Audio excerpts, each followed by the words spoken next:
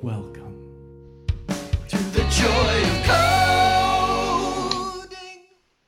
Hello, and welcome to episode 71 of The Joy of Coding. My name's Mike Conley. We're going to be doing some explorations, digging around, and checking stuff out today in Firefox. I hope you're excited. I'm excited. Let's get into business. Oh man, I just realized that my forehead is semi-transparent. I hope that's not distracting. Oh, I love that effect. Look at this. Blah. I'll try and keep my head nodded forward so that you don't have to see through my face. So let me show you my screen. So today's agenda is here. For the people who are new, for the people who have never watched The Joy of Coding before, this agenda is kind of a roadmap for what I kind of hope to do today. Although a point that I always bring up right at the beginning, no plan survives breakfast. I might get bogged down, I might get sidetracked, I might get distracted. Things might go horribly wrong, and that's okay. We're just going to try and stick to this kind of rough idea of where I want to go. And if that fails, well, that's okay. That's life. So what I want to do today, first of all, is my microphone working? It is working. Is my yeah, I'm streaming and you can see me and you can hear me. Good. I just want to make sure that. Also, I need to open up my second chat piece of software so that, like, if I need to chat to someone in IRC, you can see me do that and not have to see all the other junk. Okay, so that's done. This agenda, by the way, the stuff I'm looking at right now on my screen, you can actually get a copy of this if you're well, if you're watching this on Air Mozilla, if you scroll down, there's an additional links section. Just click on that, and there'll be a link to this agenda, and you can follow along and click on links and things. And as I update these, this Evernote, it'll periodically do this little whoop synchronization thing, and then if you refresh the page, it should have the updates. So if I change anything in here, wait a couple of minutes, refresh, and it should have the changes. If you're watching this on YouTube, that link should also be in the description of the video.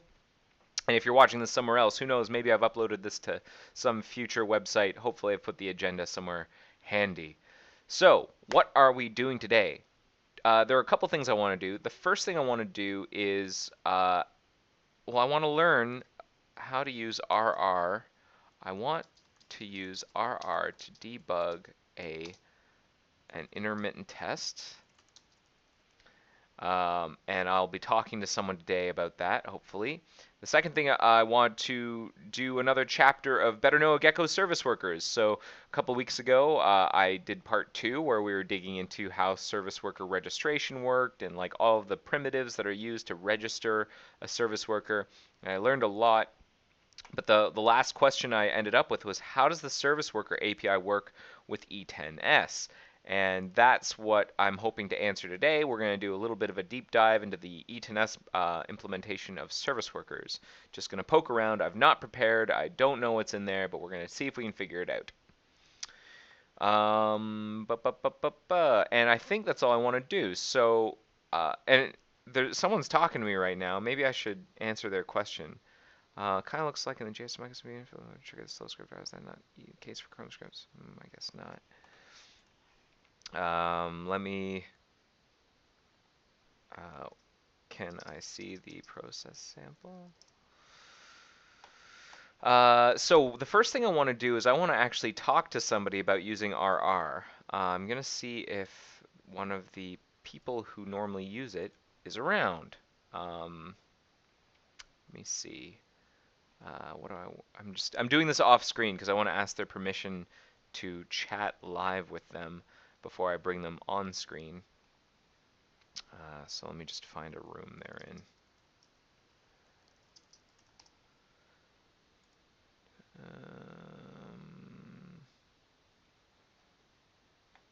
That's a good one. I'm looking for a... Okay, I found a room. Okay. Well, let's see if they're online first. And then I will proceed with trying to figure out this intermittent. Because basically what we've got here is we've got this intermittent test failure where we're not entirely sure what introduced the test failure, but periodically this test is just not working properly, and it's not clear why.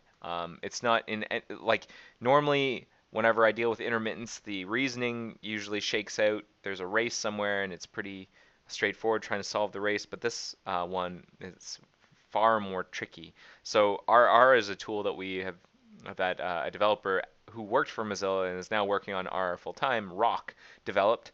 RR, if you've never heard of it, is here, rrproject.org. It's a record and replay debugger, which, if you've ever heard of or of dreamed of like time travel debugging, this is it. Um, so that person I'm talking to responded. Um, but this is not about the RR stuff. Someone else I was having a conversation with. Um, do you mind if we have this conversation while I live stream on screen? So I'm just asking his permission to talk publicly on the stream with him. All right, he's on board, so I'm going to bring it on screen for you. You can read what's going on. So it sounds like Mike DeBoer, this is a developer at Mozilla who was dealing with a hung content process, and he took a process sample, and now he wants to know what's going on. So this is a process sample of a hung content process. And so the question is, what is it doing? Mock message trap. No. Appears to be. What are you doing?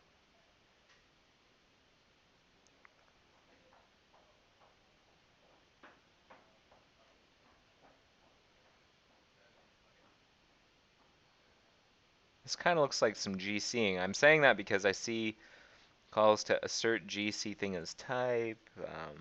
GC, by GC I mean garbage collection.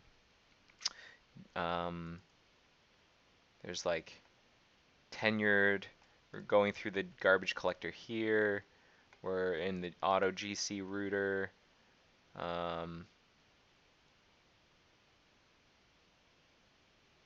So my initial instinct is that there's some GCing stuff going on. By the way, when I force crash, is there a crash report for it available someplace? It depends on how you force crashed it.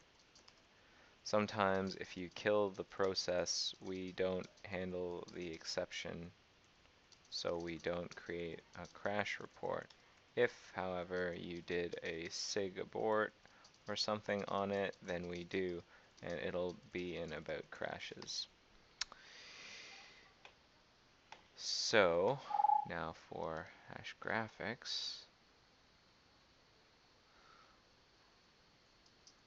Might be some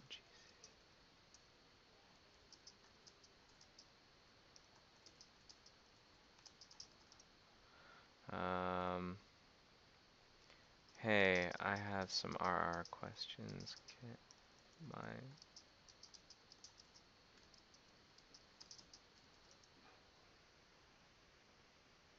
So I'm asking, that RR developer responded to me. I'm now asking his permission to. Great.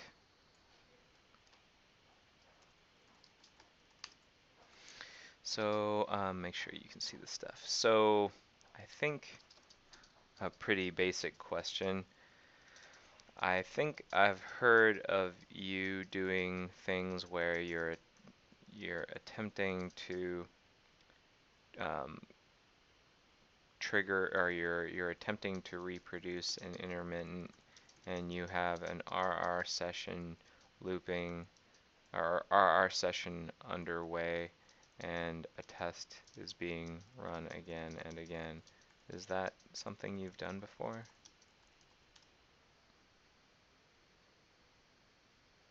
So I've got a hangnail. I'm also trying to like deal with that. So many things I'm trying to deal with at once. Hangnails and RR. Ow. Come on, hangnail. Yes, all right.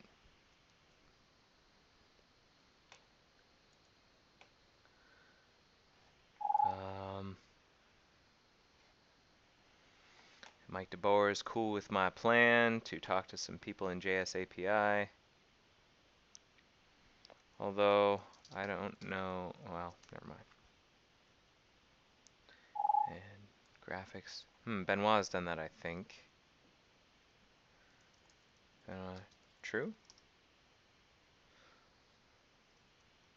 Also, I know that there are command errors to mock them. Keep it running the test until it fails. Okay, gotcha. Second question. Is it necessary for me to have a debug build?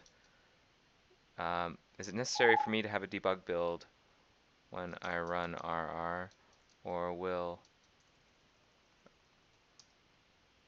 once it fails out, things start debugging the recording? Ooh, RR Orange Hunter.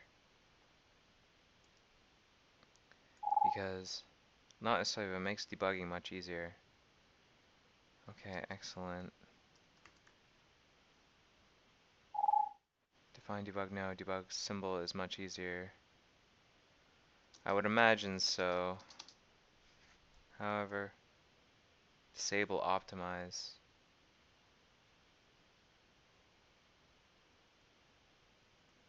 Gotcha. Debug.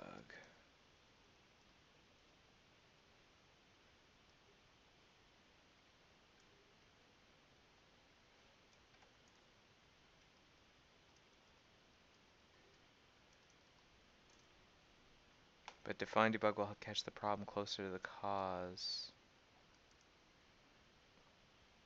You don't need assertions or to get something that's nice to debug.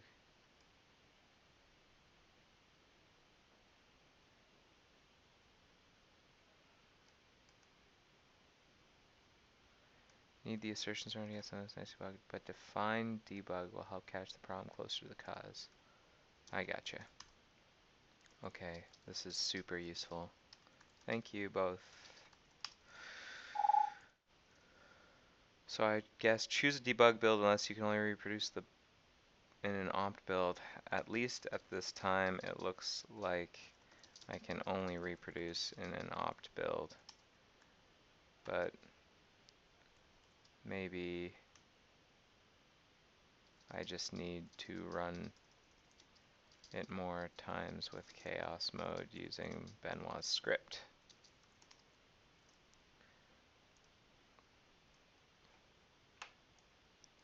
So what does Benoit's script do? RR Orange Hunter. No. Hunt for RR recording of Mozilla intermittent oranges. So what's it gonna do? It figures out what the current directory is. Kill background jobs.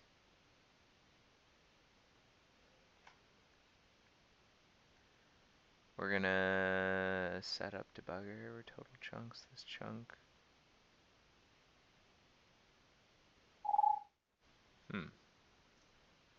Sometimes debug opt build is doable, would be even easier with RR.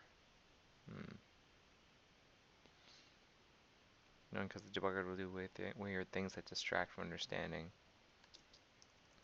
I understand. I see. Well, true. What does it do? It sets up. It does mercurial setup. Pick a test to run.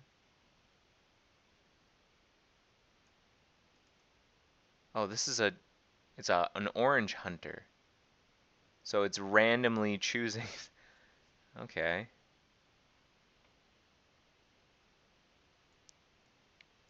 So this isn't exactly what I want, but like the run until failure. Some of the commands might be useful. Run until failure. Repeat 50, run until failure. I see. And then he does it in a while loop.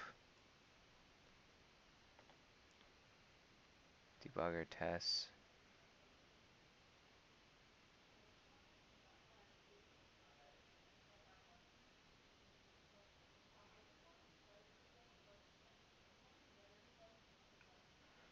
Okay.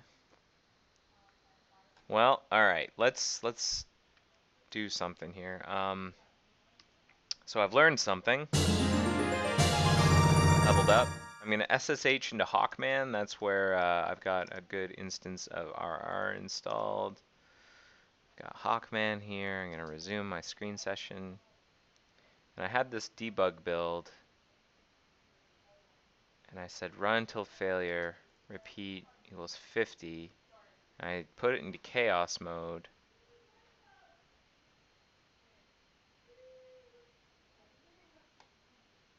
And then I think what I want to do as well is I want to like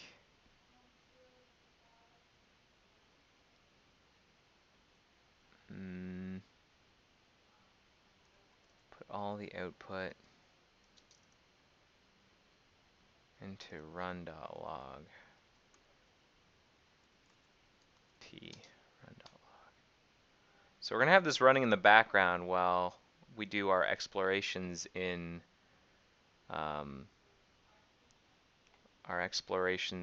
service workers. We're just going to have this trying to reproduce this problem. I've got a debug build.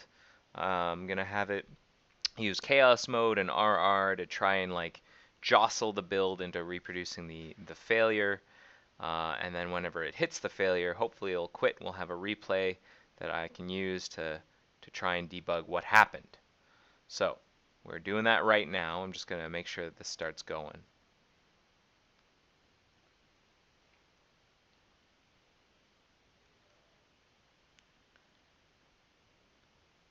Is it going?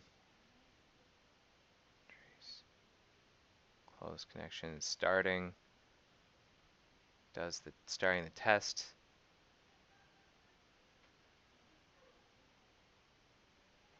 It passed the test. Okay. And then so it's going to do it again. Okay.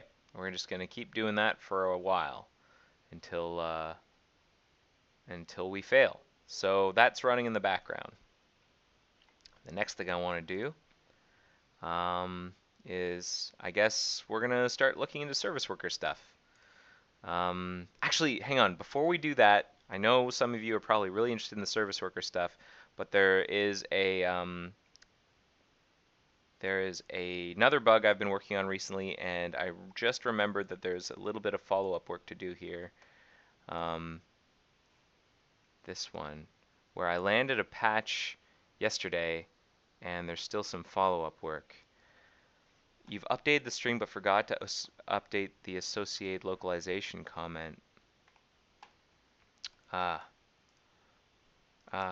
If I land that on Mozilla inbound, can I well, what I'll do is, here, this is what I'm going to do. I'm going to pull, what have I got? Do I have anything? I'll pull from central, and update to tip. Hopefully you can see what's going on here. You can read what's happening. I'm pulling from central. I had to do that anyways. It's been a while since I've updated.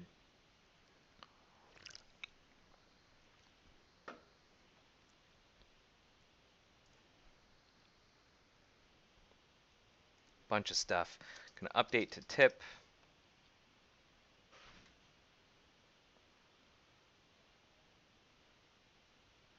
And then I'm going to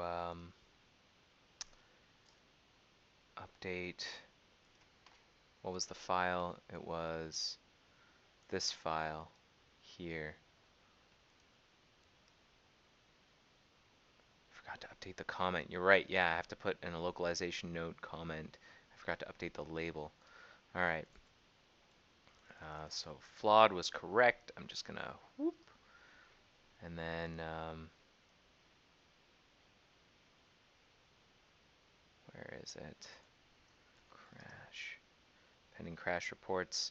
To.label. Okay. So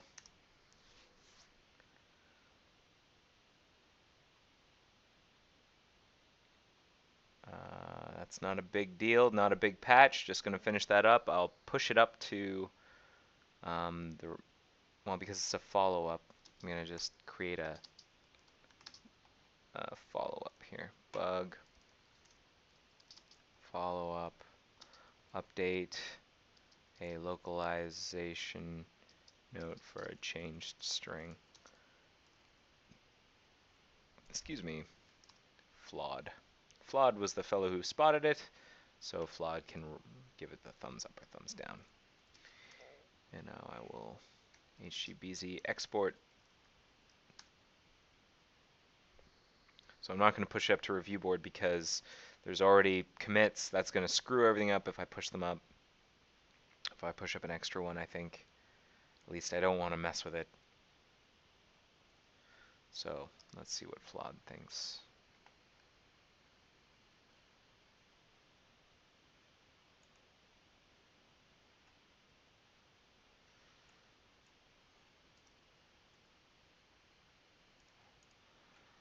Well spotted. Okay, so waiting on that data, or waiting on that review, we can move right along.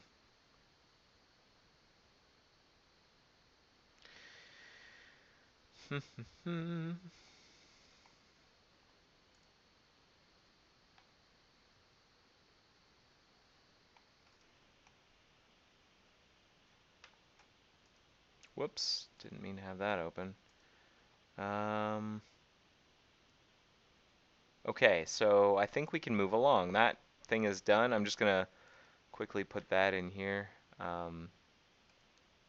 into my agenda because we went a little off the rails.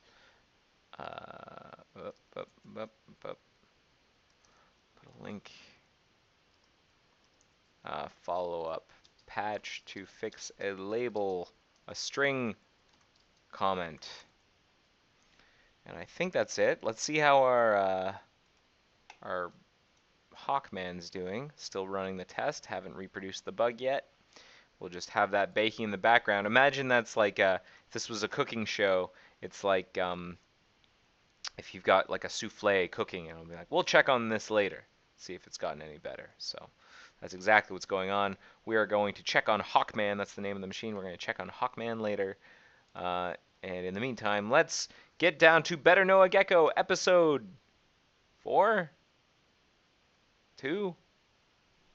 Better Know a Gecko service workers. We're going to investigate the E10S implementation of service workers. How does it work with E10S? We're going to find out. We're going to spend an hour or so just kind of digging around. You're going to see how I like sort through unfamiliar code in my head. And so let's do it. Let's do it. Okay, so service workers. What do I know about service workers? They are, I have this note here, Better Know a Gecko, learning about service workers. I had found the protocol, pserviceworkermanager.ipdl. And here it is.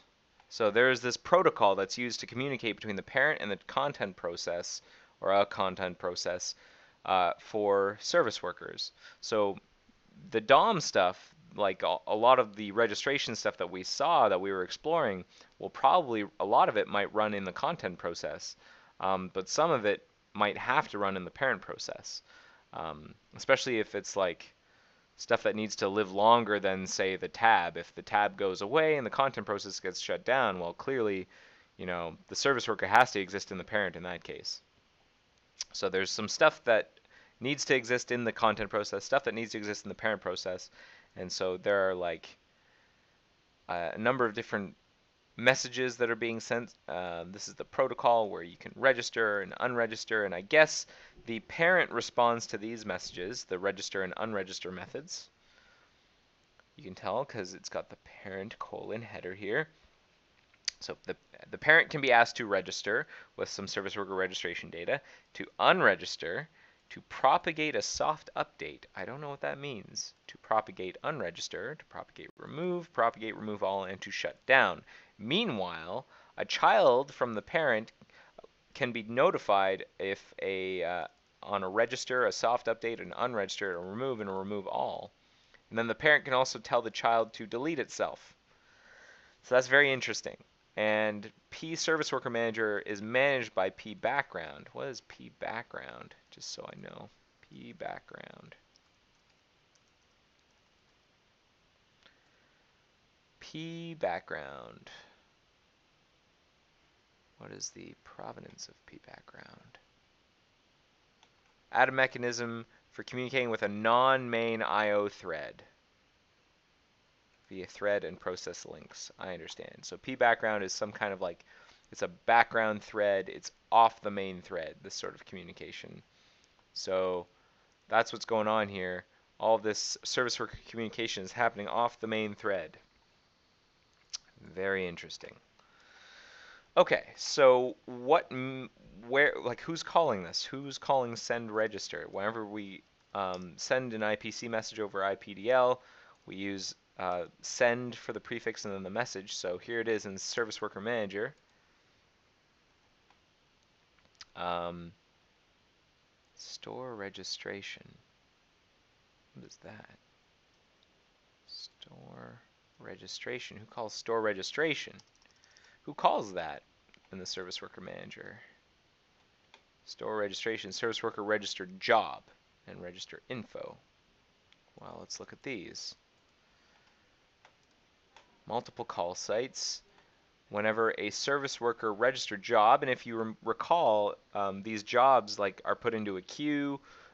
When the job's finished, they get popped off the queue, and we go to the next job. That's kind of a pattern that exists. I don't know why it's designed that way, but that's the way it is. So there's a registered job, and whenever it executes, if we are resurrecting and uninstalling registration, and then persist it to disk again, we preemptively removed it earlier during unregister, so that closing the window by shutting down the browser results in the registration being gone on restart.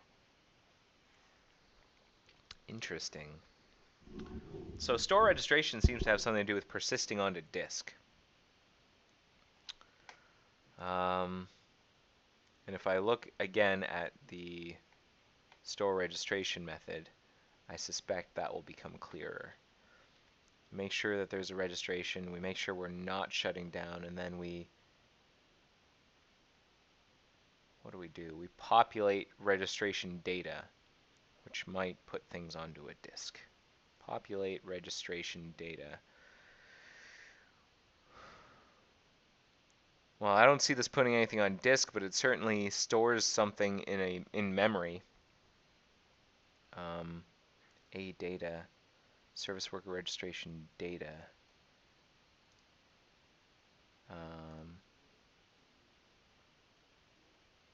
Data. We can construct this thing, and then what do we do with it? Service worker registration data. We set it to something and we just throw it away? That doesn't make a whole lot of sense. You see what I'm saying? Like, we create this service worker registration data, we pass it in, it gets stuff added to it and called onto it. And then here's what happens. We send register it. Okay, we send register with the data. That's why we need it. I don't know where any kind of like persisting to disk occurs. Maybe no matter what we will go. Maybe it's not just the content process, because like I suspect that P background is used not just whenever you have multiple content processes or a content process, but also maybe whenever you need to communicate between different threads, like it's a new thread communication mechanism. So it's possible that send register is being called, like if we were in single process mode, we would still do this, and send register would be sending a message to a different thread. In this case, some data. So we send register, and there has to be a corresponding receive register. Now that was one call for store registration. There's also transition installing to waiting. I don't know what that means. I don't think I care at this point. And finish activate. So it sounds like there are a couple of different places where we might want to like store registration, which causes a registration message to be sent here, send register. I don't really care just yet about those different call sites, but I do care about this send register message. So there must be a receive register on the other side in the service worker manager parent. So here we are on the parent, and this is in the main process. It is on the background thread. Okay, so I wonder if it's possible that whoever sent the message could be also in the main process but on a different thread, or on the main thread even, but now we're on the background thread. Actually, now that I think about it, I think that's what's going on. P background, if we look at the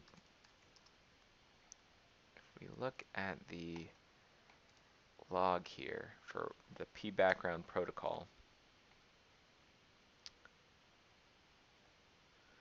one of the things we need for IndexedDB and Workers is a mechanism to communicate with a non-main thread from both child processes and other parent process worker threads. Okay. Okay. So that's what's going on. P background is a protocol that can be used to communicate both between threads in the same process and between things in different processes. That's handy. That's very clever. So here's receive register. It must be running on the background thread. And what do? Basic validation. We make sure that it's the service worker registration data makes sense, that the type is something that makes sense. If not, we just bail out. This returning false on a message like this will actually cause us to kill the content process. I'm not sure what will happen if like the main thread or some thread sends it and we're in the same process. Like, remember how I said before where a thread in the same process might send the message?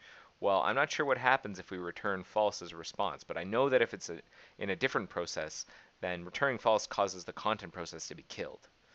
So I don't know if this causes a crash or not in the main single process case. Don't know. So what do? We create what's called a register service worker callback. We instantiate it. We give it the data we were given and some unique ID, I guess, that we have, MID. And then we get the content parent, background parent, get content parent. We get a manager. If the content parent is null, we are dealing with the same process actor. Aha. So that's the same process case. And if that's the case, well, then we'll just call callback run right away, return true. Otherwise, we create a runnable. That's something that will run sometime in the future on the event loop. We pass it the parent, the data principal, and the callback that we constructed, and we dispatch it to the main thread. So we're dispatching this event to the main thread to run, on the main thread. Got it. And so this register service worker callback sounds like where a lot of the action's happening. Register service worker callback. And that's this definition right here. When we run, we make sure that we're in the main process. Interestingly, we make sure that we're on the background thread. That doesn't make a whole lot of sense because notice that like we dispatch to the main thread the runnable.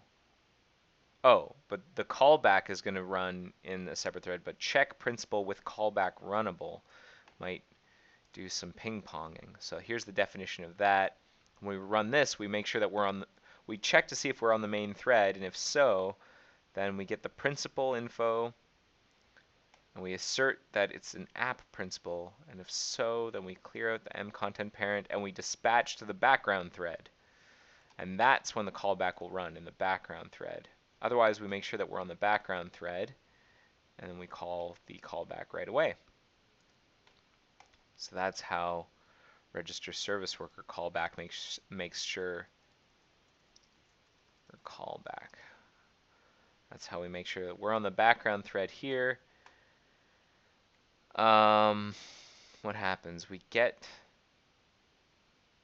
the service worker registrar. We make sure that there's a service, then we register the service. So finally, we have received some kind of message here, and we are registering the service worker with the data, with the service worker registrar.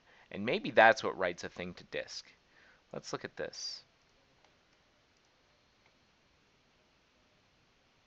Well, hold on. Let me start writing some of this down.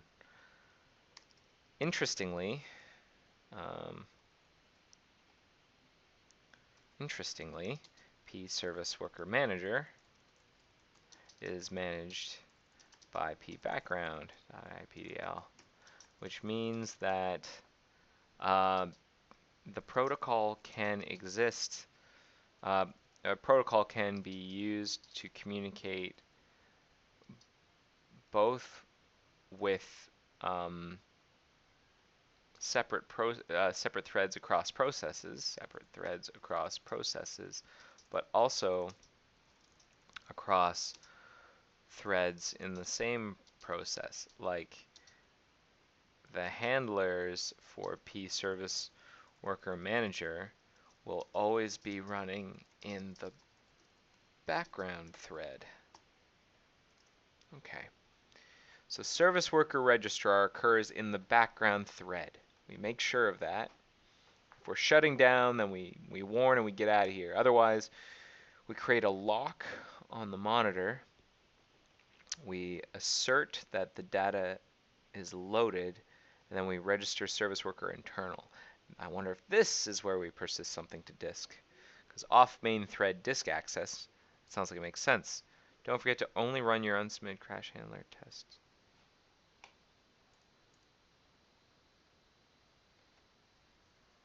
Oh. Hey, thanks. The good news is that the crash handler is enabled.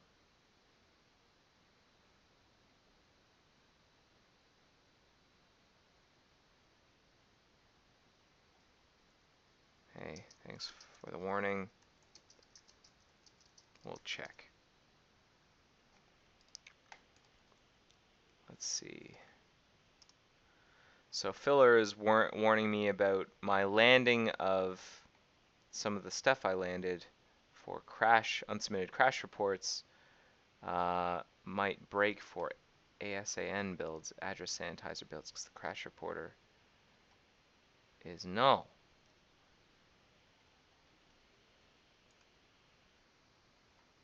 Aha.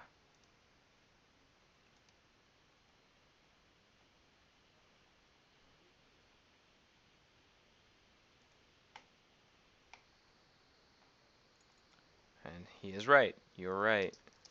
I'm oranging pretty hard there. I'll land a patch. What do you suggest I do? I guess I'll open a new bug to disable the test if crash reporter is not available. And push up a patch and auto land.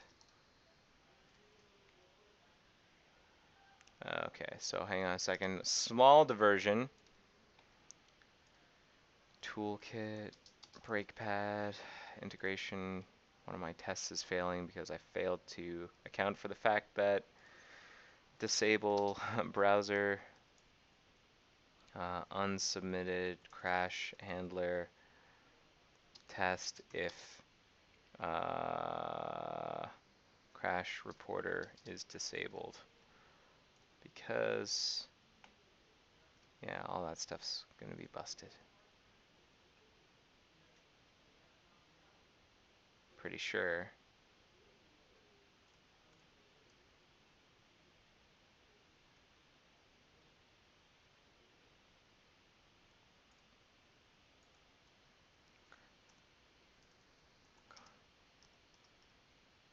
Yeah.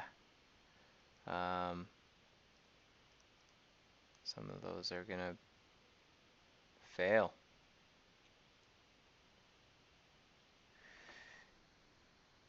Except that, should they? You fail. There seem to be some sheriffs. Other than me will push follow for you, or perhaps he's already backing you out as we speak. Who's on sheriff duty?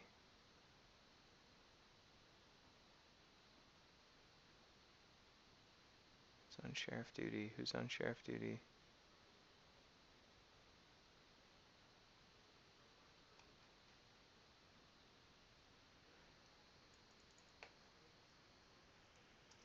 Hmm.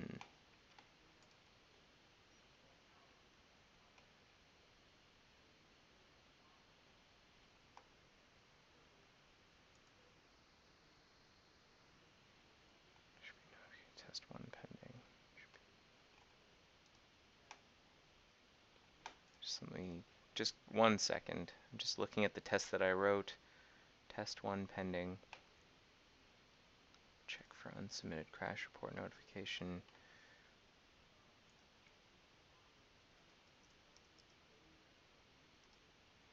Crash reports. Pending IDs async.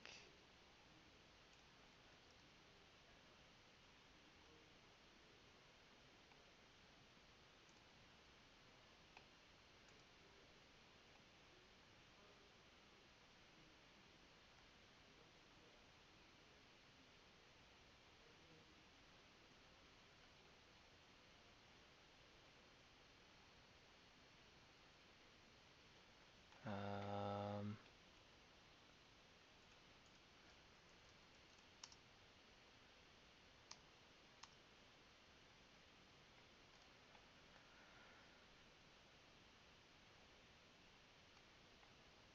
hmm. Why would it break things?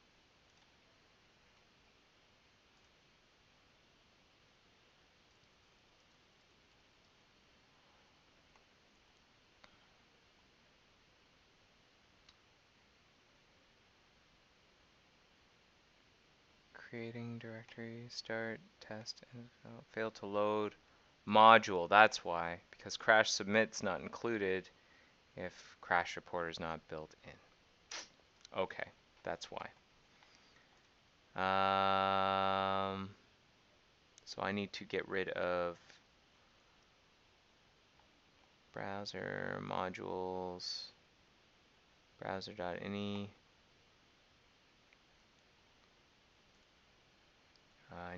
Oh, hey, and Hawkman finally failed for some reason or another. We should look into that later. But for now, what I want to do, my back router VM just crashed. Back it will be in a bit. That's okay. Hey, can I just land? Can I give you a patch to disable the test instead? Because it's failing. It's only failing because the crash reporter isn't enabled for ASAN. And I forgot about that again.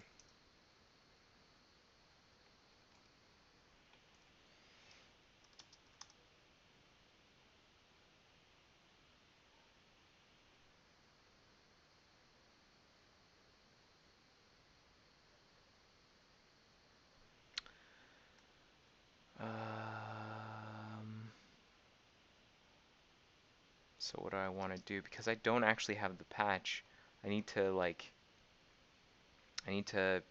apply. I have my local version of the patch with tests. Add automated tests. That's right here.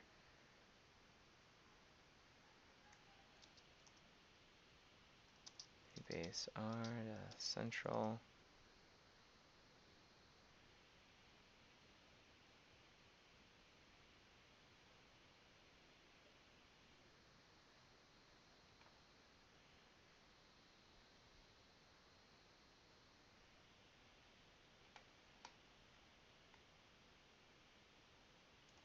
Okay.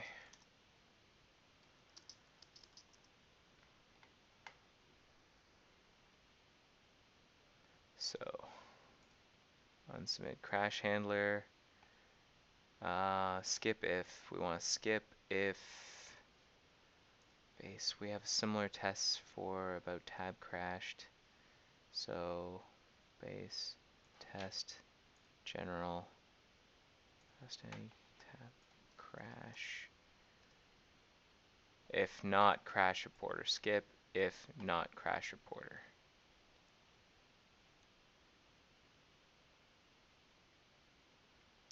Modules browser.ini. Skip if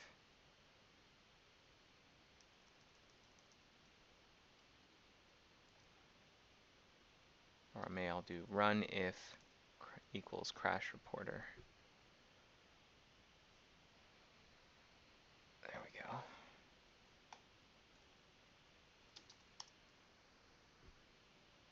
This patch will hopefully do it. Follow up. So, sorry, went a little off the rails. That's what happens. Bug disable or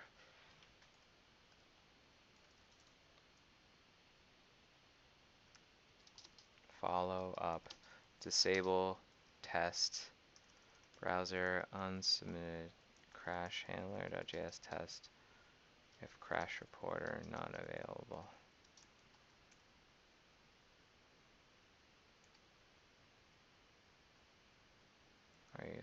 Test only.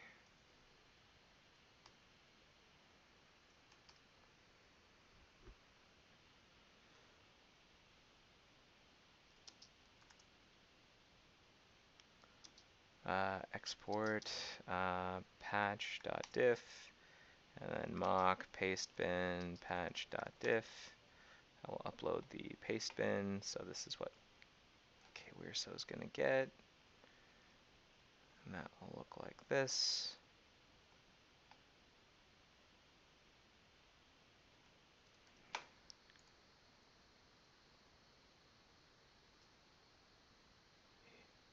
Here. Does that work for you?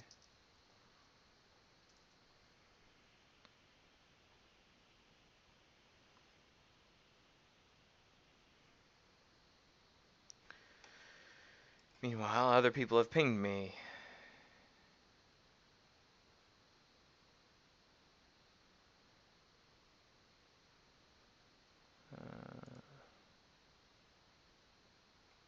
That's okay.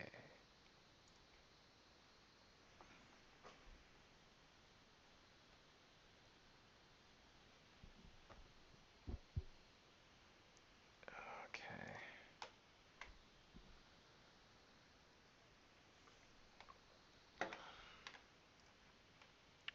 And in fact, maybe I should attach that to the bug.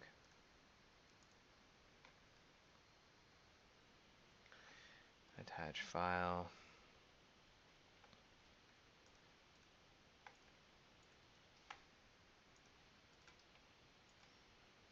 Disable test if crash reporter not available.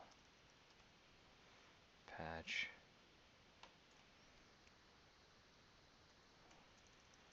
Key. Whoops. Looks like I broke ASAN builds again. I need to remember that crash reporter isn't available for all builds.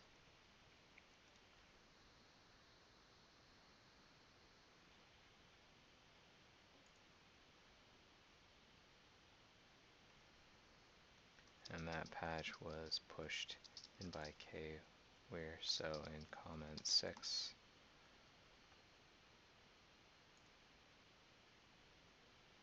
Check-in plus this patch. There we go.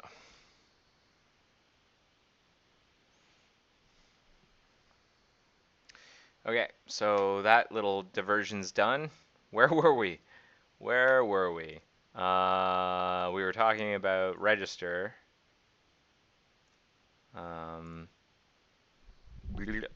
Context switch. Register service worker internal, and that did the job of what? I don't think we'd looked yet. Register service worker internal. So what this does, takes the data we were given, and I guess it's going to look for one that is equivalent. And if we didn't find one, then we add a new one. We add the new data, so we make sure that we're not adding equivalent data. If we don't, if we don't find one that pre-exists, then we'll append a new one. Otherwise, we just leave it alone. I don't see any of the saving to disk, though. Save data. Oh. Service worker registrar, save data runnable. What's this? Service worker registrar, save data runnable. Save data runnable. I don't really like this find effect that we were messing around with on Nightly. Like I enjoy Mike DeBoer. I think that the whole work from the UX team is great. It's great stuff. But like I find that the whole like, but boop boop boop boop is a little jarring. Like the zooming effect is a little jarring on my eyes. But that's what Nightly's for. It's for testing stuff out. Schedule save data. When does that happen? When we register a service. Okay, so it happens right after. Anytime you like update the data, we register it and then we schedule a save data. So this is what's actually going to persist to disk. We make sure that we're on the background thread and we're not shutting down. We make sure we have a stream transport service. I guess that's for writing to disk. Then we create the runnable. Save data runnable. And the save data runnable, when it runs, gets the registrar, and we call save data. Service save data. And that's here. So the first thing we do is we make sure that we're not on the main thread, and then we write the data. And hopefully it goes well. We cannot assert about the correct thread because normally this method runs on an IO thread, but in gtest we call it from the main thread. Interesting. That's cool that they wrote gtests. That's like the C++ tests for this component. So we make sure there's a profile dir, and then we append the service worker registrar file to that directory. So we're constructing a path to this particular file. Need a lock to take a snapshot of the data. We put a lock down. And then we get the data, and then we write to the output stream. We take the file that we created, we get the stream. We're creating a local file output stream here.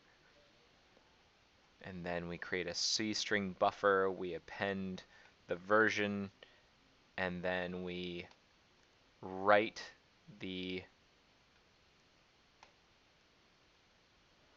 buffer stream write buffer data.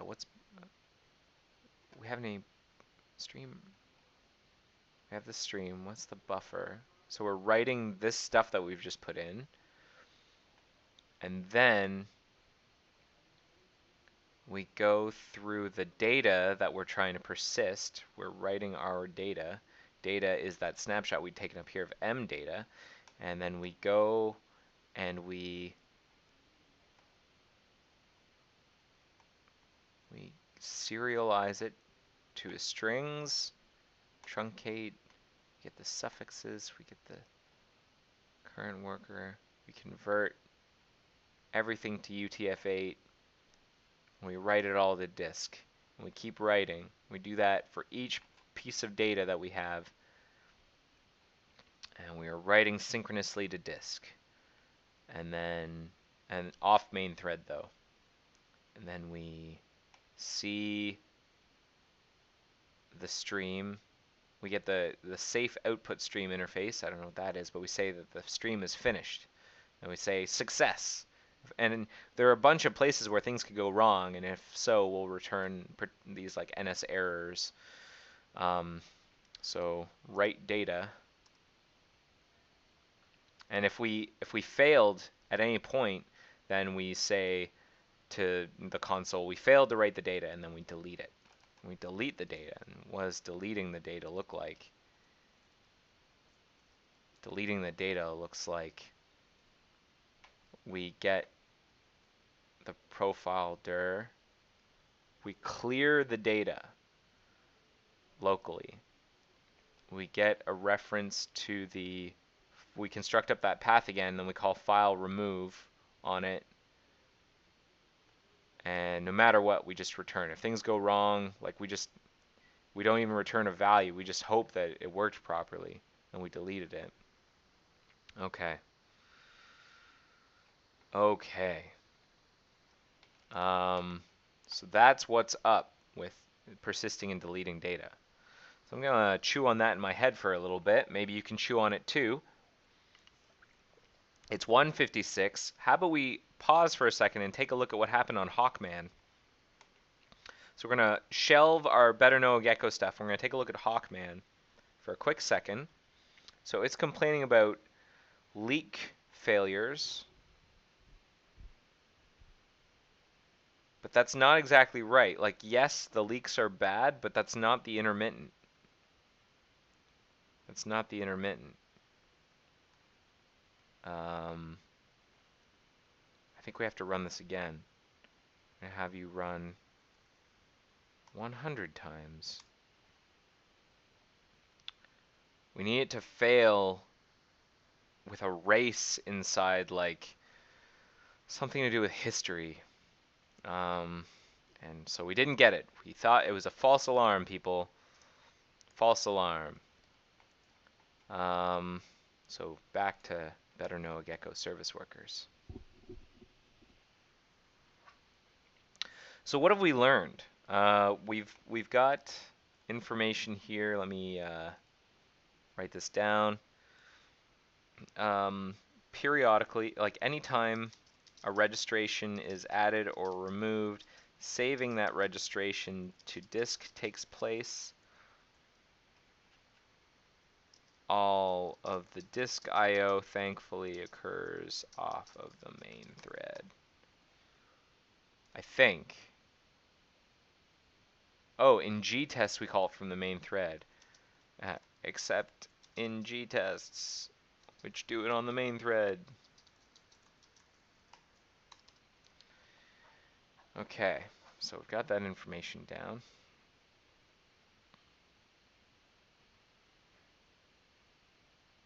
Sorry, I'm just...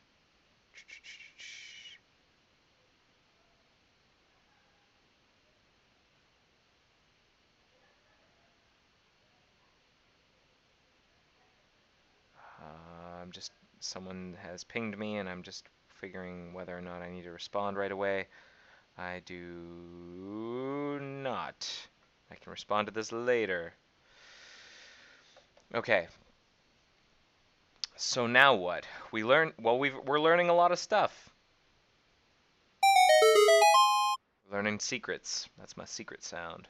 We delete this data, and that's something that registration, in like what it does. And then we have unregister. I would imagine it does the exact opposite. Send unregister. So something somewhere is calling send unregister. Service worker manager, maybe send unregister. So we have this maybe send unregister.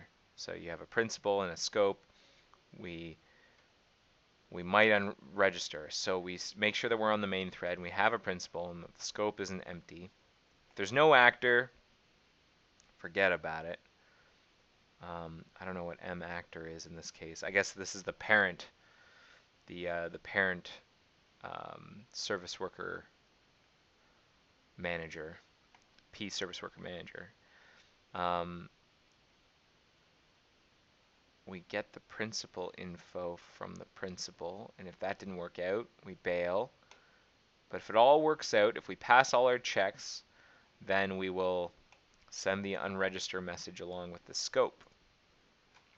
So presumably there's something over here that's like receive unregister. Here it is. Receive unregister. Make sure it's in the main process and on the background thread. We make sure it's sensical as before. And then it's the same business as before. We queue up this unregister callback that's going to happen on the background thread. But we also then do a check of the principal on the main thread. We dispatch this principal check to the main thread. And once that goes through, then the callback is fired. So let's look at this unregister service worker callback, because we already looked at check principal with callback runnable. So register unregister service worker callback is here. What happens is you call it. We are in the main process, we're on the background thread. We get the registrar when we say unregister the service worker from the service. And then we also propagate the unregistered. Did we do a propagate register? Propagate. There was a propagate registration over here. What does that mean? What does it mean to propagate registration? I seem to recall there being that sort of like propagation stuff going on here as well. Propagate unregister. I don't see propagate register though. That's interesting. But this has a propagate registration. What does it mean to propagate registration? When you propagate registration, you assert that you're on the background thread. Then we go through our agents, whatever those are. We are iterating our agents.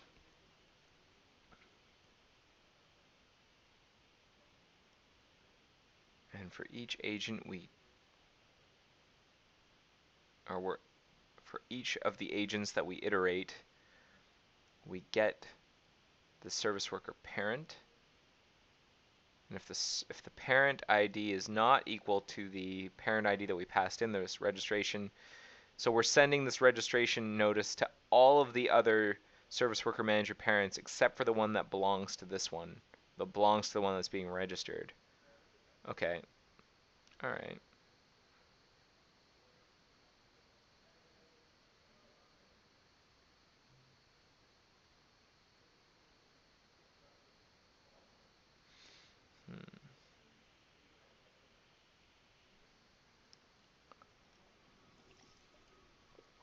Let's see.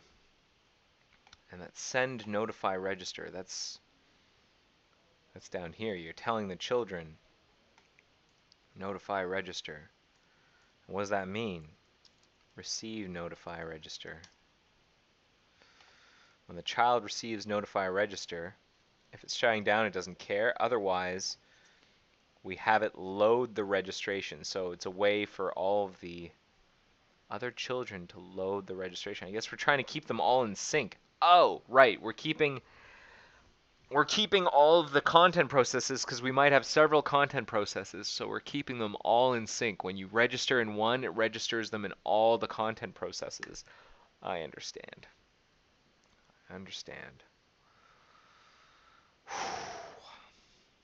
Okay. Learning. One of the responsibilities of registration,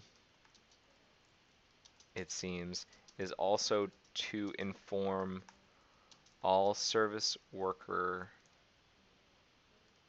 manager childs that the registration has taken place. What we're doing is keeping all of the content processes in sync with one another.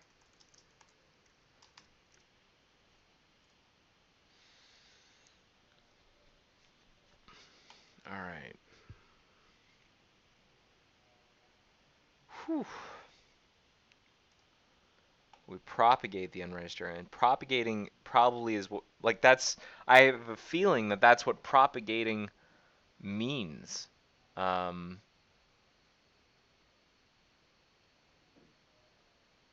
Whenever the parent needs to send propagate unregister, who calls that? Send. Oh, the child will call Send, propagate, unregister.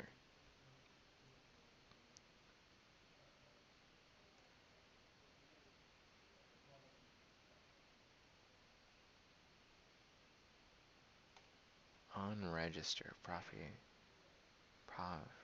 That's something that the child calls, propagate, unregister. So if an unregistration occurs in the child, in one of the children, that needs to be fed up to the parent and then propagated to, oh, that's interesting. So you have this like relationship. Keeping things in sync is kind of difficult because service workers in different content processes need to stay in sync with one another, sort of. So when one registers in one content process, it needs to tell the parent, which will register in all the other processes. When it's removed in one of the content processes, it needs to tell the parent so that it's removed in all of the content processes. Very interesting. That's very interesting. And then we have like propagating soft update. Like I think that's what this is all about. Propagate soft update is whenever a child, any of the propagates, is when the child is saying, "I'm doing an action um, on a service worker that you need to tell everybody about." And then notify register is the parent telling the other content processes what's going on. It's interesting that there's no propagate register though. There's propagate unregister, but there's no propagate registration. And now why is that? Propagate registration. Let's look at this again. Because we do send notify registration. Send notify register. So we do have this business here to notify all of them. I guess it's because when registration occurs, we've already sent a message. The content sends a message to the parent with register, and there's no need for it to. Oh, right. Oh, well then why is there propagate unregister? Why do these two exist? If you have unregister, don't you necessarily need to propagate unregister? Send propagate unregister.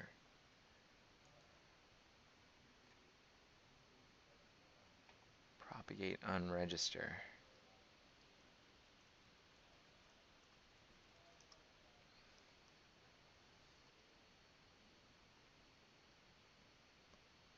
Propagate unregister happens within a runnable. Who calls propagate unregister? Here. Inside propagate unregister runnable, which is created inside propagate unregister. What?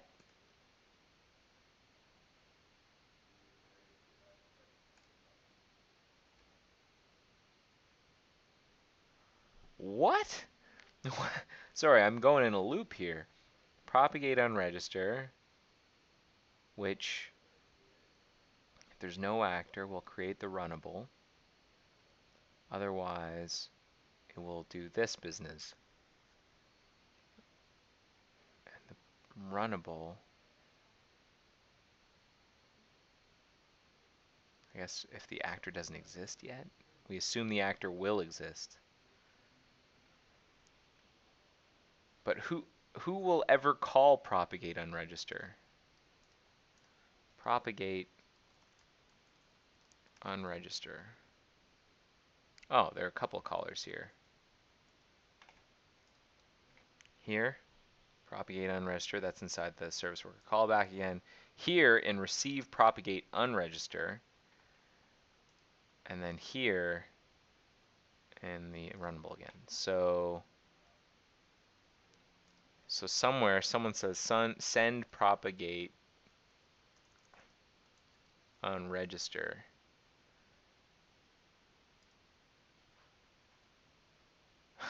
And we're back here again. This is crazy. So somewhere there's a receive propagate unregister. Receive propagate unregister. And then we call propagate unregister. Send notify unregister. It's a little circuitous. I don't really know what's going on, but I guess it's important to be able to unregister and tell everybody, but why don't you need that for registration either? Maybe it's because unregistration. Well, let's write that question down. One thing that's a little odd.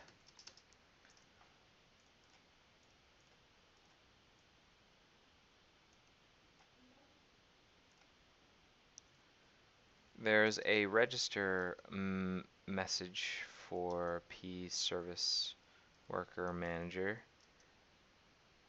and an unregister message, but the unregister message also has a propagate unregister.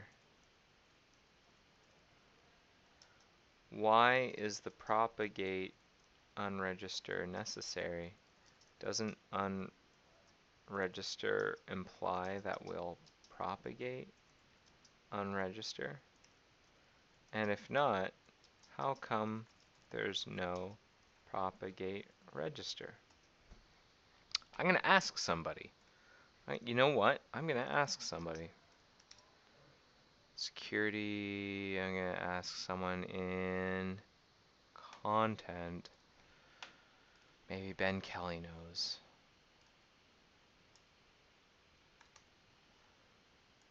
Or maybe JDM knows. But I'm going to ping someone. I'm going to find out, hopefully. Ooh, do we hit our test failure?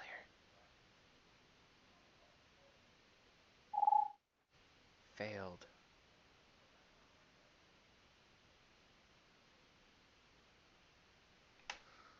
Hi. Hey, I have a quick question about service worker registration and unregistration.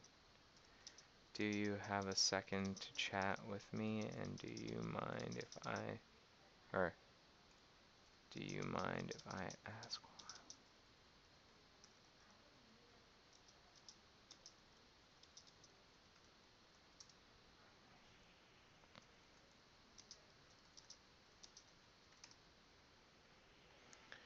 So what happened here in this failure? We started to run. Okay, Ben Kelly's given me permission. Hey, thanks. So my question is around P Screen Manager, or P Service Worker Manager, and the registration, unregistration stuff. From inspection, I think I understand that there's a mechanism in place so that when a registration occurs in one content process, we propagate that to the other content processes similarly. And that's true for other actions as well, it seems. This notion of propagating across the other content processes. However, I'm curious, why is propagate unregister necessary? Register necessary. Isn't it imply there's already an unregister register message? Doesn't unregister the unregister message already do the work, and wouldn't it? Oh, the propagation stuff is kind of broken. Doesn't it imply that we'll propagate unregistration without having the child ask us to? Is to remove and just put the service manager in the parent process. Oh, I see. So registrations only live in the parent process. Oh, I see.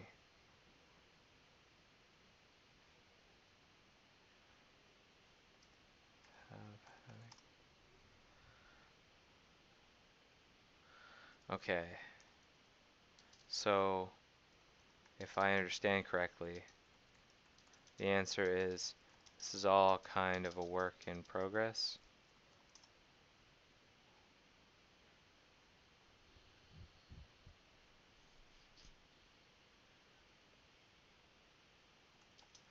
Mid multi-content process support.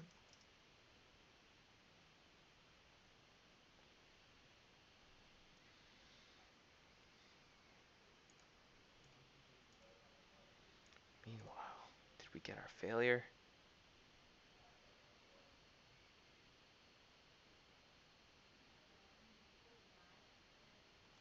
I think that might be it. This might be what we want. We might have our replay here. This might suddenly switch into an RR debugging session.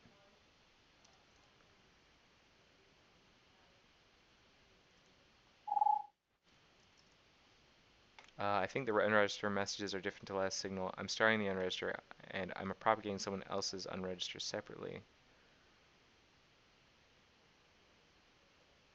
And I'm propagating someone else's unregister.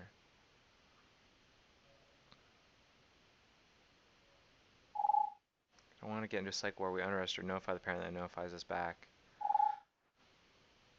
Oh, I think I understand. Gotcha. Thanks.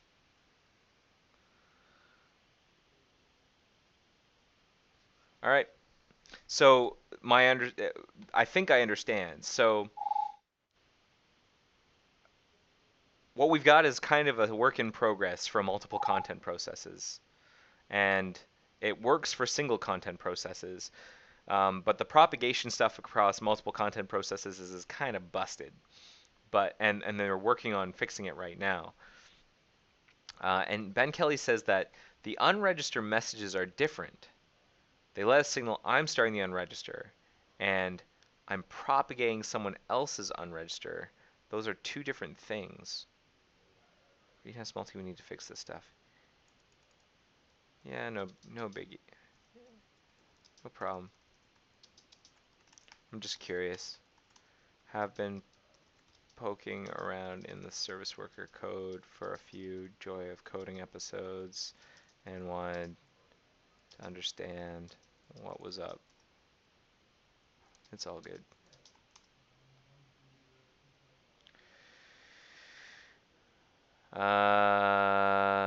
Now, I'm starting the register. I'm propagating someone else's unregister. Let's try and parse what that means. Propagating someone else's unregister. I'm propagating someone else's unregister.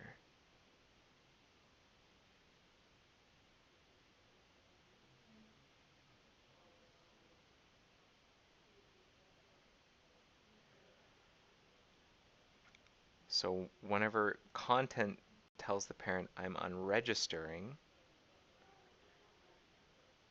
let's try and dig deeper into unregistration and see if we can more understand what's happening here. So say we've been told to unregister. We're in an unregistered job. We maybe send unregister. So somewhere there is a maybe send unregister. That's over here. Then we send unregister, and so there's a receiving unregister right here. And then when we get that, we do the work here, and then unregister service worker callback. We call unregister service worker on our own process, and then we tell our manager service to propagate the unregister.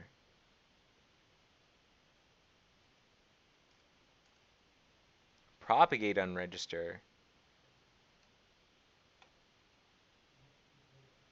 then goes through our agents and tells them, almost like a tree, send, notify, unregister, propagate, and register. It's almost like a tree, like we are telling children that their registration is occurring. So the propagation of an unregister is like, I want all my children to unregister, versus unregister, which is, I'm unregistering. I think that's the difference. Let me write that down. I think, here, let me bring this up so you can read it. I think propagate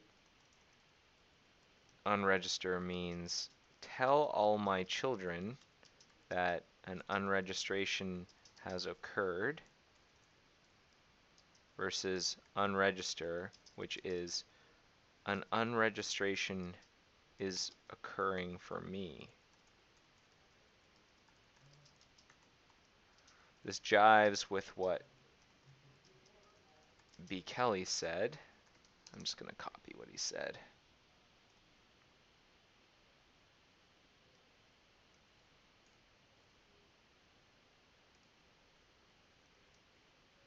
And I think that's it.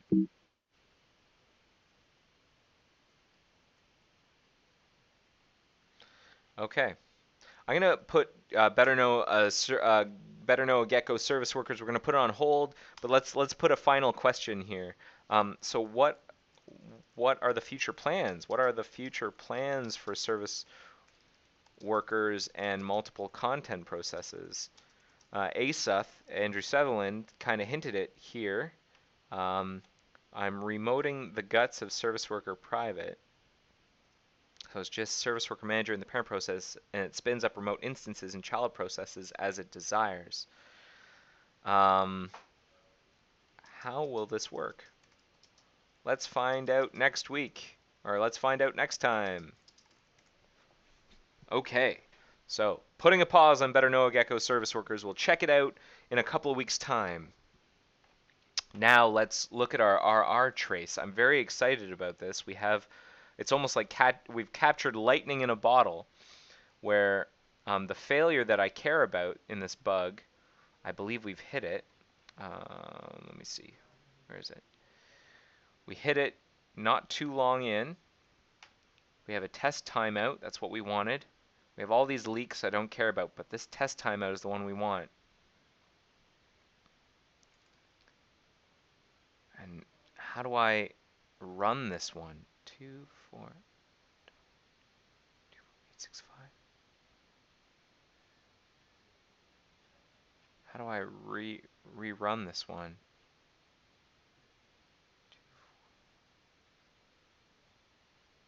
865. So I want to run the most recent recording. How are we going to find that? 865, 24865. Maybe at the very beginning, RR tells us.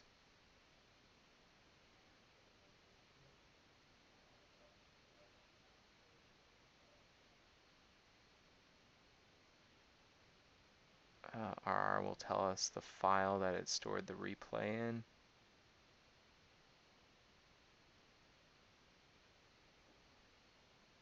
Oh, wait, I put it all out into a file, run.log. Yeah, that's what I did. Run. So it starts it, and then what does RR say? RR.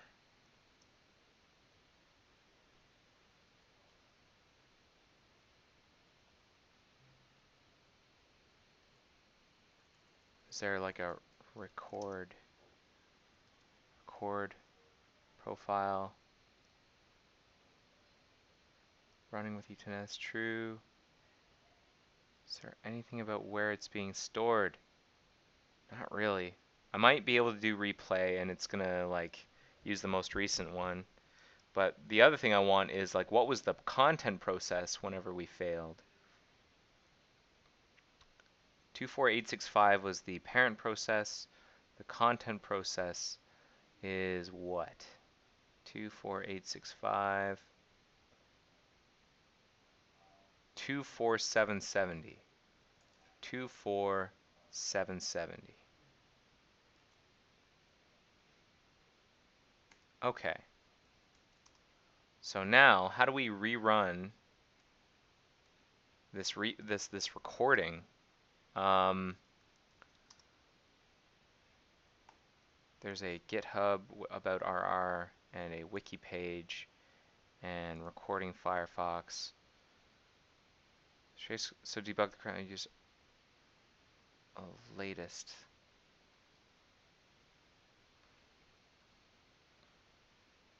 Where is it going to store the recordings?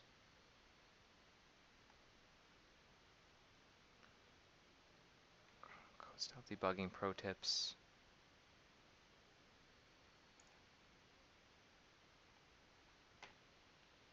Store environment variable. I know that there's a way you can tell RR where to store things.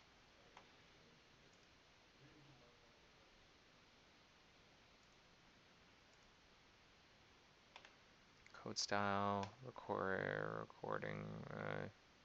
Just need like RR how to use it. There's like, or find in page. There was a find in page here. Find a page store. No. Search this repository environment.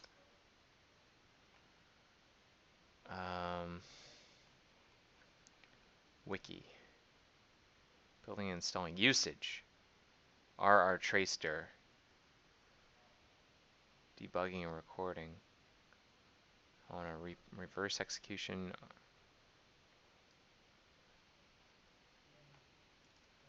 So there's, so it defaults to here.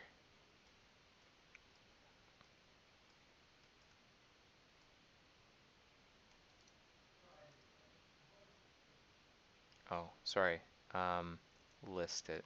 Don't RR. Yeah, so we've got those and a symlink to the latest trace. Now what are these? These directories? They are. They're directories. Firefox 27. So maybe it'll be escalating. So maybe 38. What's the highest one? I think it's 38. So let's see.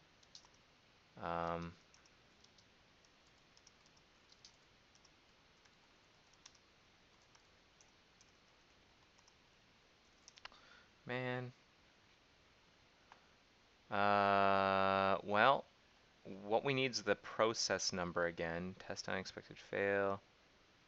Test timed out. 24865 is the name of that thing. 24865.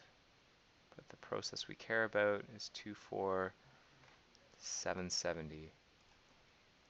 Active bugs. Process we care about. 24770. Main process. 24865.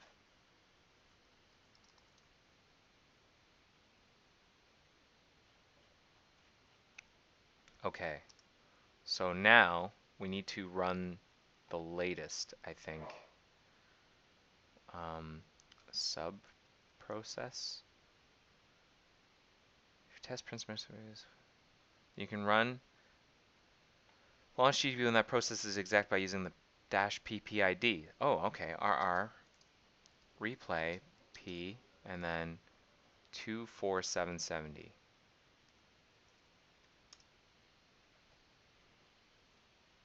Reach target process 24770 at event 15. Great.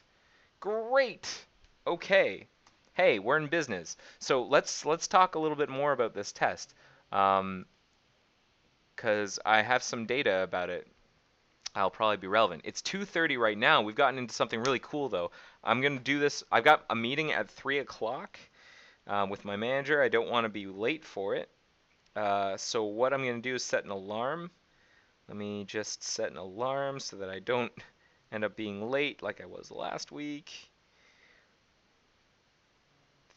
2:55 p.m. Okay, 26 minutes. Let's see what we can find out. So the story is we have this test. This test is this one, browser bug 673.18.js. And actually, let me open that up in Sublime so you can check it out. And the way this test works is it opens up a new tab at about blank, and then inside that content that it loads up, it loads this URL, file underscore bug 673.18.html. That page is especially prepared. I'll talk about it in just a second. But before while we're waiting for that,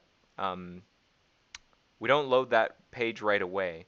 We do that at the very end. But before we load it, we get a handle on the session history, and we hook up what's called a session history listener. And that listener is going to wait for on history new entry to be called 5 times, because that's what this does, is it will like reload. It'll set the source on an iframe 5 times, and then once that occurs, then we wait for a load event to fire, and then if we make sure that the index is correct, and then we resolve this promise on test done, and whenever test done is resolved, then the test completes. So this is what's hanging. We load the URL. The page attempts to like load up this iframe. I'll show you what it does. We have this very simple page that we construct an iframe for. On load, we construct an iframe programmatically. We set an onload handler for it to call next after 0 milliseconds, so very soon on the event loop. And we append that iframe, but because there's no load on the iframe yet, we call next immediately, or we call next on it manually. Next sets the source on the iframe to a particular page, and then it increments count, and it's going to do that. Like, it does that, and then we when that's loaded, we queue up this next, which will set the source again, and we do that 5 times, and then we're done. So the question is, I'd added some logging actually. If we take a look inside a try push that I'd pushed, I added some logging in here, and what I realized was that on history new entry wasn't being called enough times. That's the part where we're supposed to be calling this every time the page loads. Like we add something to history, there's a new history entry, so we're supposed to be calling this 5 times, and it's history add entry. So the question is, do we do that in our trace here? So I'm going to set a breakpoint. Yeah, continue.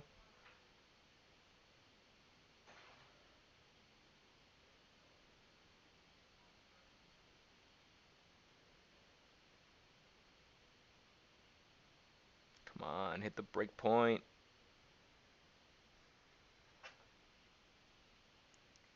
Hit the breakpoint.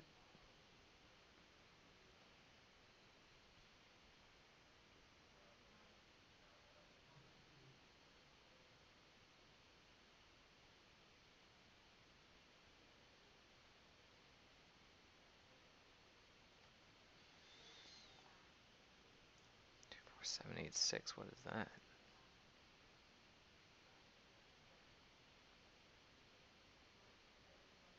Could not load shared library symbols for libnb test.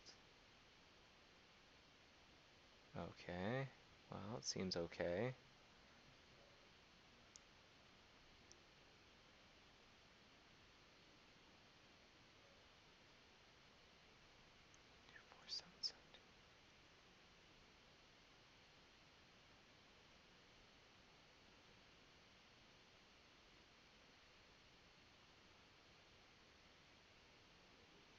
What's gonna happen? Are we gonna hit our breakpoint?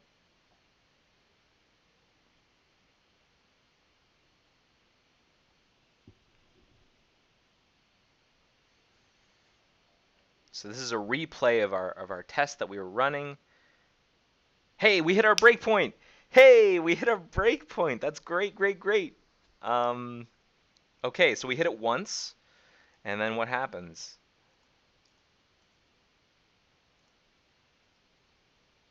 Are we gonna, like, we need to make sure that we call this function here, right here on history new entry. We're going to notify our listeners. That happens on line 405. So that happens there. We notify our listeners. Also, what's our backtrace here? We've got an SH entry and PSA SH entry. Let's take a look at it. If we go up a frame to finish 1, PAURI,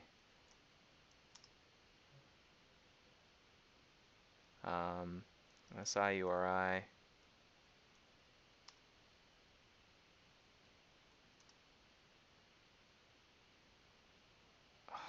there is a way of getting an actual URI out of here. I used to know how to do this.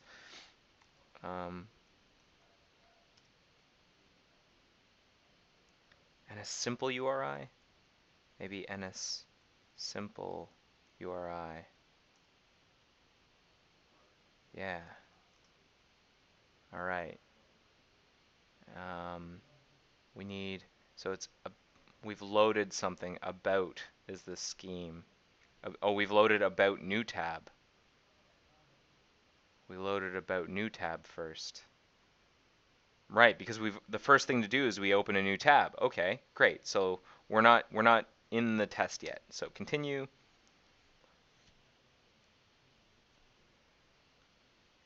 So the test has opened a new tab. Now we're like creating that frame loader and we have it, or that iframe, and we have it load that silly URL here. This thing, like a data URL with an iframe count. Hopefully it will do that soon.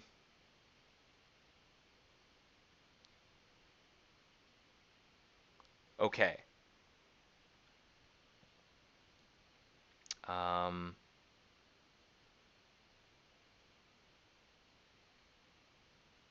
What'd be lovely is if I could get the URL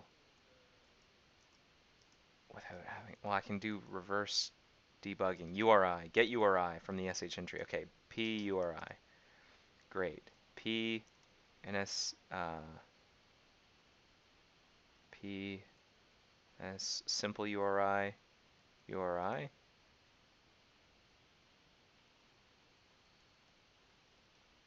URI.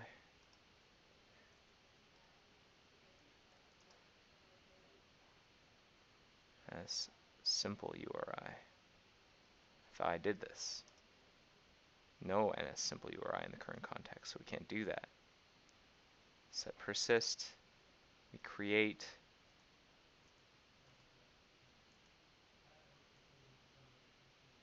So interestingly, we skipped over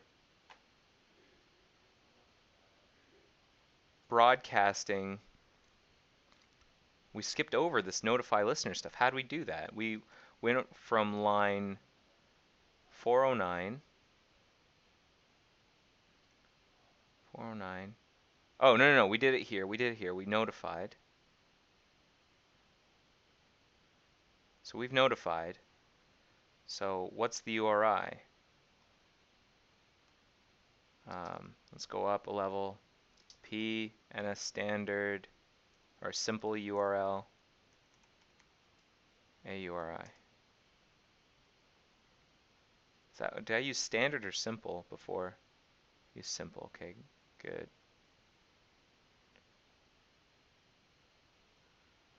So let's see what this thing is. We're still at about new tab, interestingly. About new tab. Weird. Continue.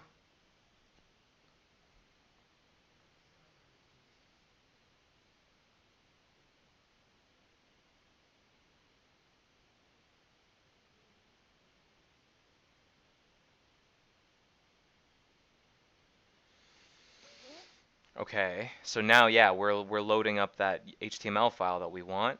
That's good.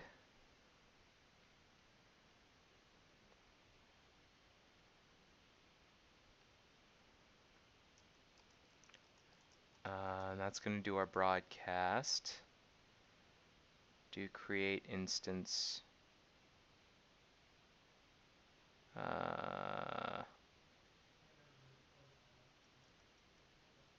PURI.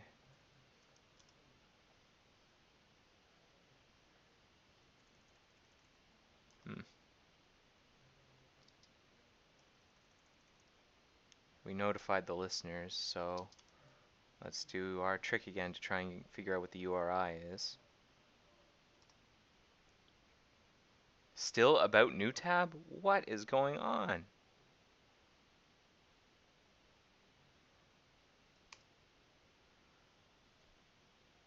What could this mean?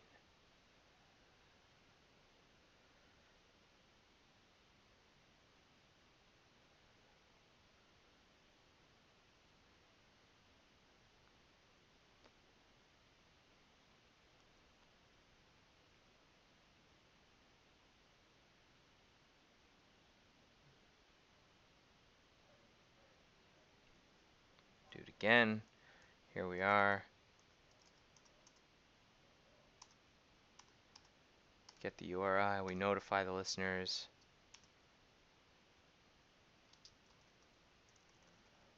Standard or simple URL. URI? I don't remember. A URI. Still about new tab. What?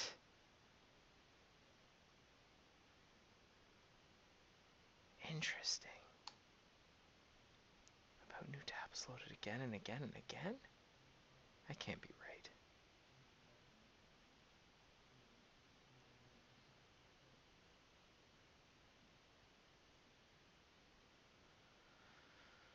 Cannot be right. Let's see here.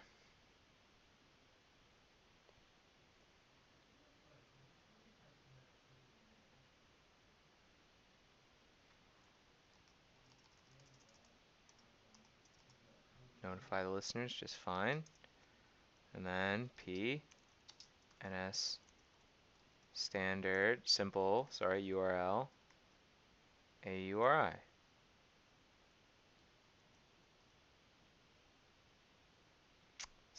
Simple URI? Maybe that's what it is, simple URI. Again, look, about, new tab. I do not understand where all these new tabs are coming from.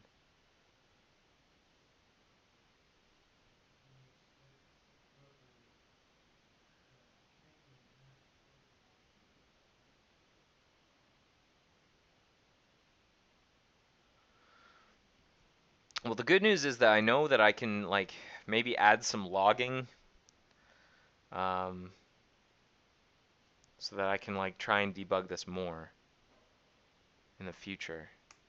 Like I can add some logging so I know where I am in the test because this feels really weird. I don't know where I am in the test. I don't know like why there are so many loads of about new tab. Stand simple URI.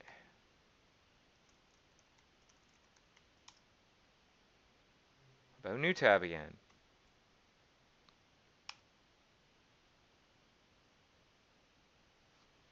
Am I just like doing the same thing over and over and over again?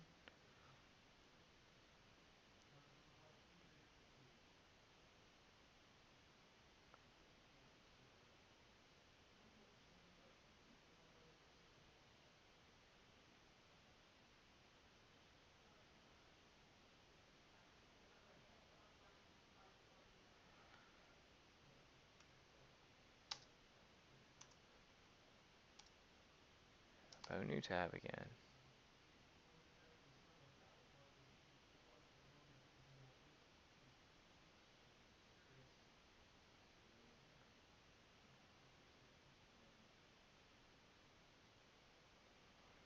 Hmm. All right.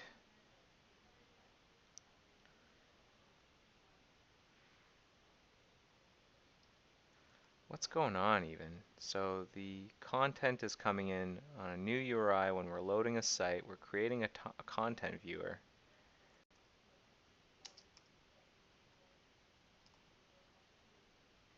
About new tab again.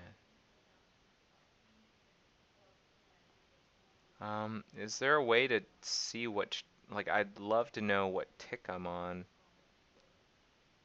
PID event number. Associate an event number with each event. You can have RR marks rights to steer with a corresponding event number.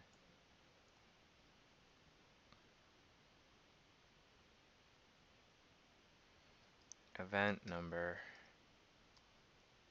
When? Current event 437127. Okay. So let's make sure that we're not just looping again and again and again. 437127.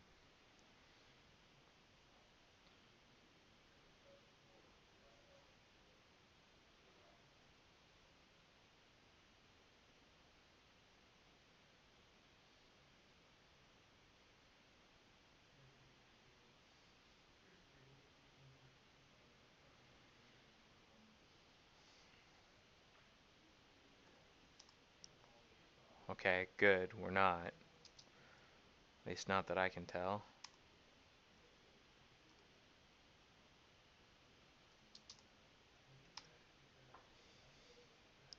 We are moving forward in time despite doing the same thing over and over and over again. That's good.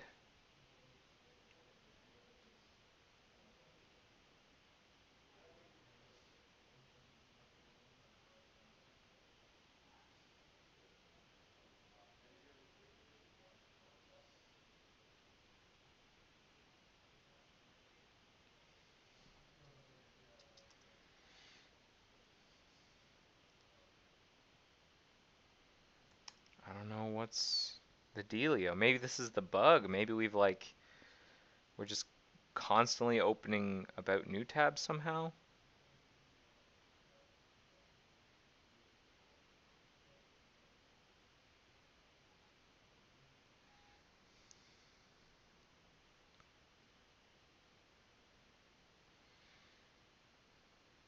Except that I see that the iframe is being opened here.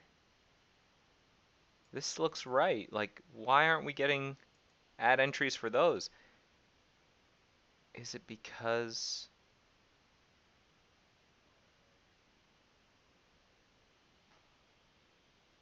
we're never calling add entry?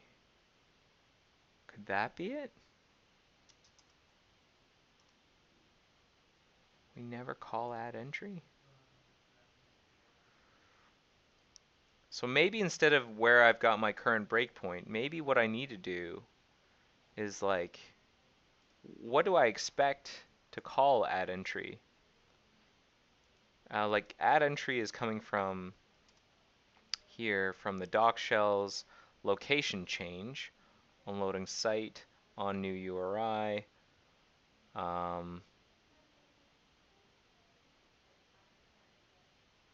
Maybe on new URI would be interesting.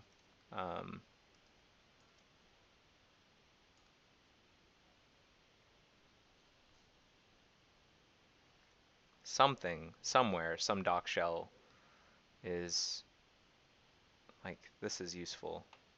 So let me set a breakpoint there instead. So break there, disable 1, continue.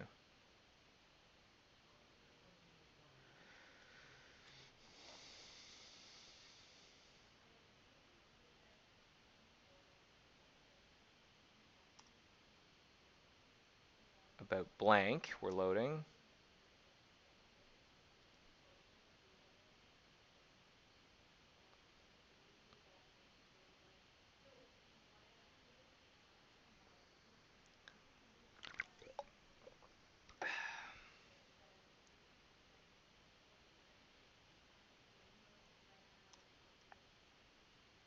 About new tab, and then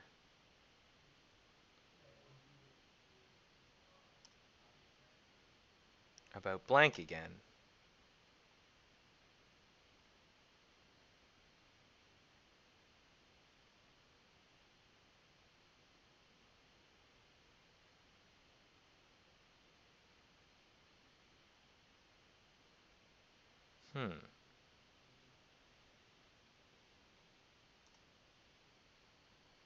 Then about new tabs. It's about blank, about new tab, about blank, about new tab. What? Is there something about an iframe, like NS frame loader? That's what an iframe implements. Frame loader set source.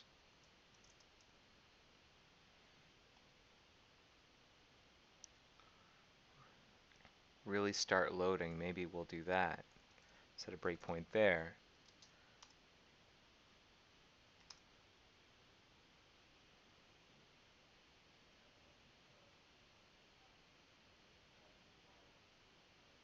Really start loading.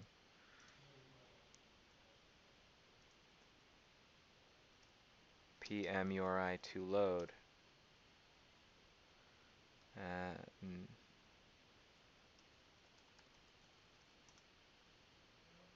About blank. We're loading about blank in a.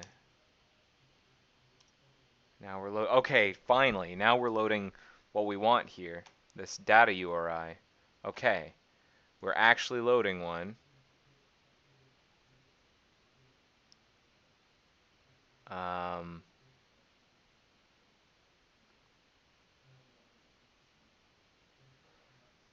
Okay. So when we load it, we're going to create a doc shell. And then we must tell the doc shell to load the page. Doc shell load URI.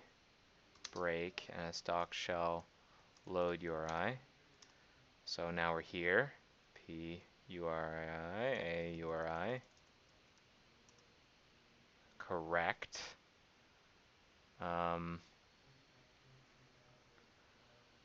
So we're going to load inside doc shell load URI.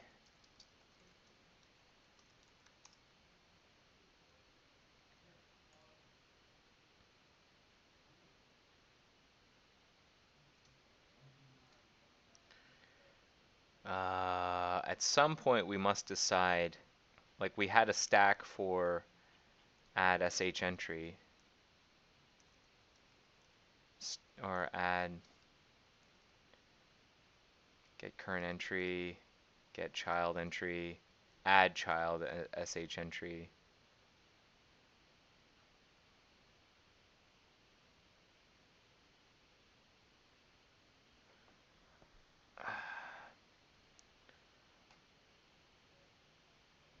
Add child sh entry. Add child for frame set page, given the child's load type. Add child sh entry. So who calls that? Here.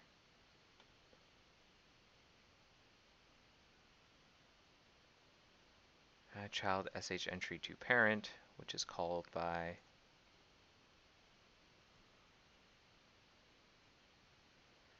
this is subframe. Now we're inside add to session history. So let's see if we get there.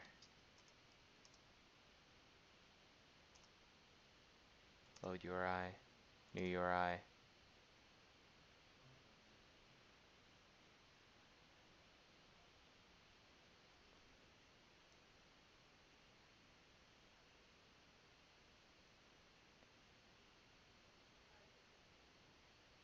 Huh.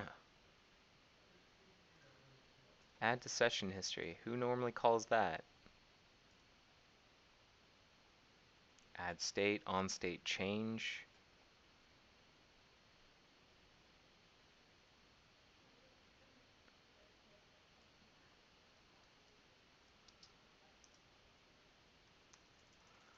On state change. Load URI. What's the URI? New tab. On state change, don't care. Don't care. Really start loading. What's the URI that we want to start loading? About blank, don't care. Don't care, don't care, don't care, don't care. On state change, don't care, don't care. We need to know whenever we're about to start loading the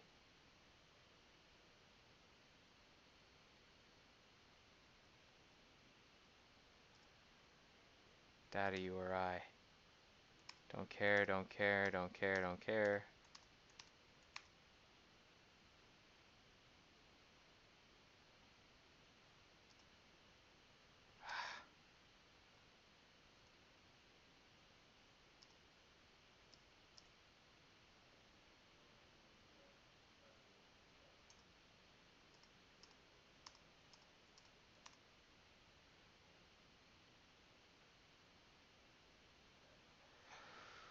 Well, folks, I think I'm gonna have to put in. Now that I know that I can do this, I've captured the ghost, like a Ghostbuster. I've captured it in the little trap.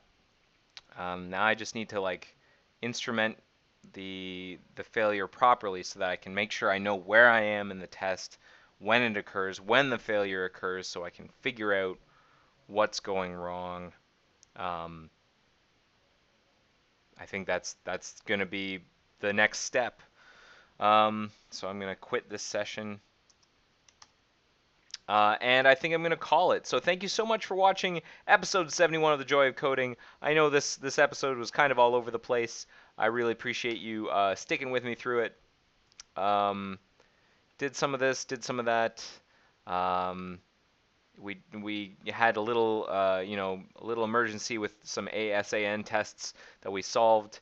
Let me know what you thought. Let me know what you thought of this episode. There's a link in the agenda, and it should be in the description and the as well for the video. Rate this episode. Let me know what you thought. Was this a good episode? What did you like about it? What did you not like about it? What would you like more of? Let me know. I do read every piece of feedback that comes in. There's a lot of it, but I do read it. Please let me know. And I will see you next week for episode 72 of The Joy of Coding.